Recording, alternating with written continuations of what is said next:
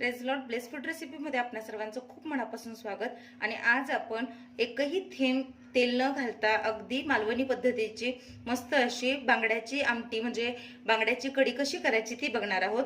तर इथे मी बांगडे स्वच्छ धुवून साफ करून त्याला मीठ लावून थोडा वेळ ठेवलेलं आणि हे परत धुवून ठेवलेले आहेत। तर कोणताही मासा असू दे तो साफ केल्यानंतर त्याला मीठ लावून ठेवायचं असतं तरच आमटीला चव लागते। तर हे मी मीठ लावून मग स्वच्छ धुवून घेतलेले आहेत। तर एका बांगड्याचे मी 2-2 पीस केलेले आहेत कारण कढीमध्ये अख्खा बांगडा व्यवस्थित लागत नाही। तुम्हाला तसाच ठेवायचा असेल पूर्ण बांगडा तरी तुम्ही ठेवू शकता। तर मी एका बांगड्याचे इथे 2 पीस करून घेतलेले आहेत आणि सोबतच तर हे पहा इथे आपण मच्छी कढीसाठी जे वाटण आहे ते मी तुम्हाला सांगते। तर इथे कांदा घेतलेला आहे इथे 1 वाटी खोबरं। तर जितके तुमच्याकडे मासे आहेत त्या अंदाजात तुम्हाला वाटप करायचं आहे। तर 1 वाटी इथे खोबरं। तर खोबरं घेताना ओलं खोबरं घ्यायचं आहे, सुक्या खोबऱ्याची आमटी चांगली होत नाही। तर हे मस्त ओलं असं वरचं खोबरं खोवून घेतलेलं आहे। त्यामध्ये हा कच्चा कांदा 1 छोटा, थोडासा टोमॅटो, इथे लाल मिरची।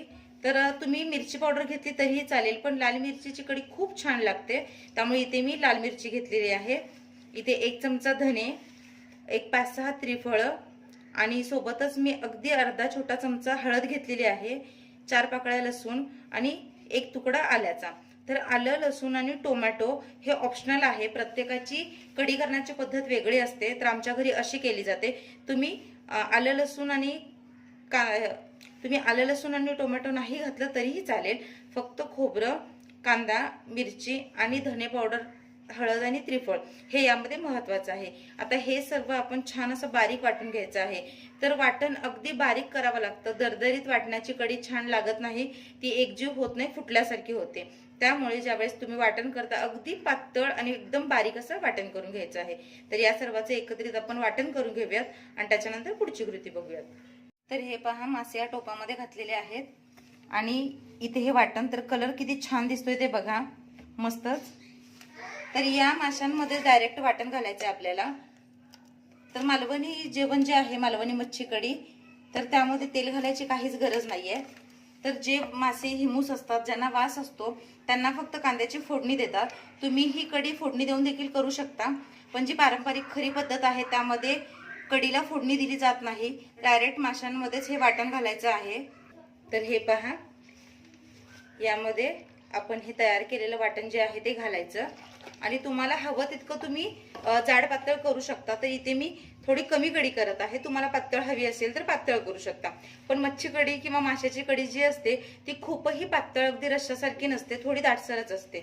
तर यामध्ये हवं तितकं पाणी घालायचं, त्यामध्ये चवीनुसार मीठ घालायचं, हे बघा चवीनुसार मीठ घालायचं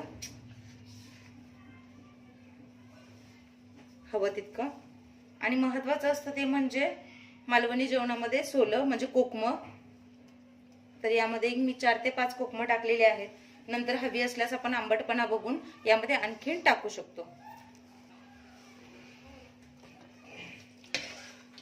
तर हे पहा आणि आता एकदा हे छान असं मिक्स करून घ्यायचं आहे। फक्त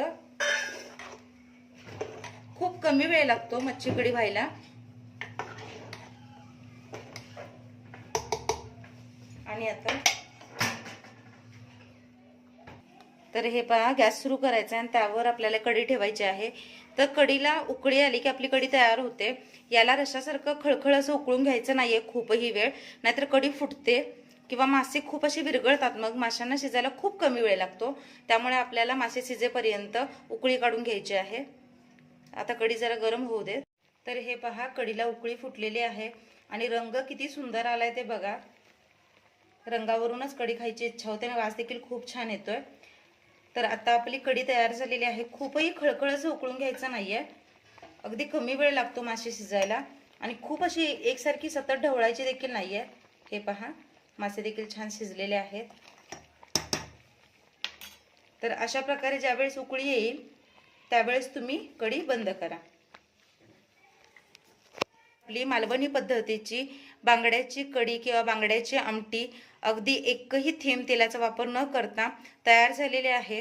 मला आशा ही रेसिपी तुम्हाला आवडली असेल, आवडल्यास लाईक करा, शेअर करा, सबस्क्राईब करा, महत्त्वाचं म्हणजे घंटी वाजवायला विसरू नका, कारण अशाच बऱ्याच कोकण, कोल्हापुरी आणि इतरही रेसिपीज तुम्हाला माझ्या चॅनलवर बघायला भेटतात. ही मालवणी पद्धतीची माशाची कढी तुम्हाला कशी वाटली नक्की कमेंट्स करा. तुम्ही देखील नक्की ट्राय करून बघा. व्हिडिओ बघितलात त्याबद्दल खूप मनापासून थँक्यू, मनापासून आभारी. भेटूया पुढच्या व्हिडिओमध्ये. तोपर्यंत स्वस्त रहा, मस्त खा आणि माझे व्हिडिओ बघत रहा.